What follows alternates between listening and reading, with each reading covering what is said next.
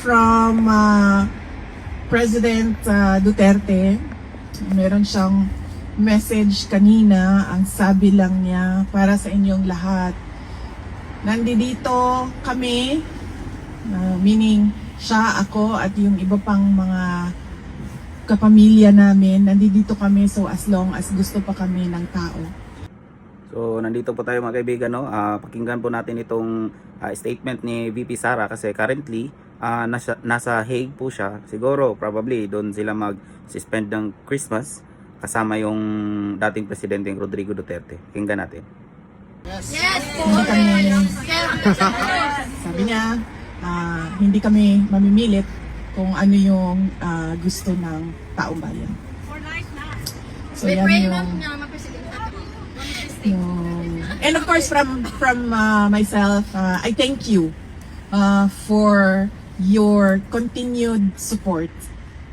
Alam nyo, I am truly blessed as a politician kasi kahit anong paninira ng mga kalaban sa akin, nandyan pa rin yung taong bayan. The supporters from 2015, from 2016, from 2019, from 2022, nandyan pa rin kayo. At hindi kayo, and then you know how to discern ano yung paninira at ano yung katotohanan. And for that, I am truly blessed. And as I said, I thank you on behalf as well of all my colleagues in the Office of the Vice President. Dahil isa lang naman ako ako lang yung muka ng Office of the Vice President. Pero yung trabaho sa opisina ay ginagawa ng maraming tao. And on behalf of my colleagues in the OVP, we thank you for your continued support and trust in our office. Thank you so much once again for this time with you. And I wish everyone a very Merry Christmas and a Happy New Year. Well, hindi naman talaga makakaila na ang pamilya Duterte suportado pa rin hanggang ngayon ng mga Pilipino.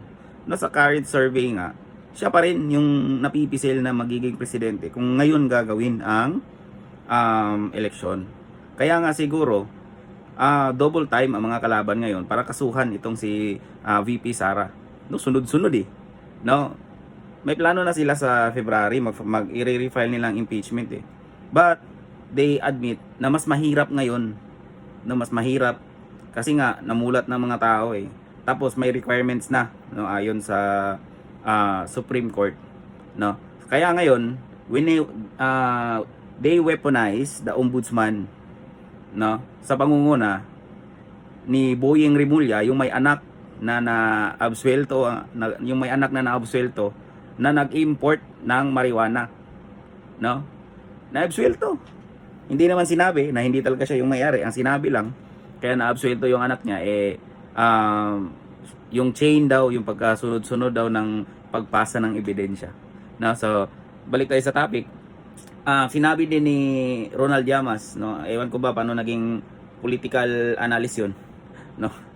Sinabi niya, humihina na daw ang suporta ng OFW sa mga Duterte. Tangin namin, kahit no, saan mo, puntahan mo yung mga forum, Duterte pa rin yung mga di ba? Kaya double time yung paninira, double time yung pagsira, no, sa kay VP Sara. Kasi nga, pag naging presidente si Sara, it's gonna be a hell of a ride, man. It's gonna be a hell of a ride. It's gonna be a hell to pay, no? Siguro, no, nandiyan na yan eh. Siguro, bibigyan ni VP Sara yung nangyari sa tatay niya. And at the same time, bibigyan niya talaga ng katarungan, no? Papananagutin talaga itong mga linis-linisan na mga tao ngayon, no? Pero magnanakaw tulad na lang ni Immaculate Insertions, no, na si Risa Hontiveros. Dami pala niyang insertion, men. May parking pa nga daw sa sa DSWD na gagamitin niya ngayong 2028. Tatakbo presidente yan, no? Kaya itong sinasabi ni VP Sara, no, nagpapasalamat sila, no, it makes sense kasi nga hanggang ngayon solid na solid pa rin ang suporta ng mga OFW, yung mga Pilipino sa mga Duterte, no? Sa Mindanao nga alone, ang laki. Kahit sa NCR, sa NCR, no, na kilalang baluarte ng mga ano yan Dilawan Pero mas malaki yung survey kay Sara doon, no? Kaya susundan natin ang mga susunod na mangyayari dito.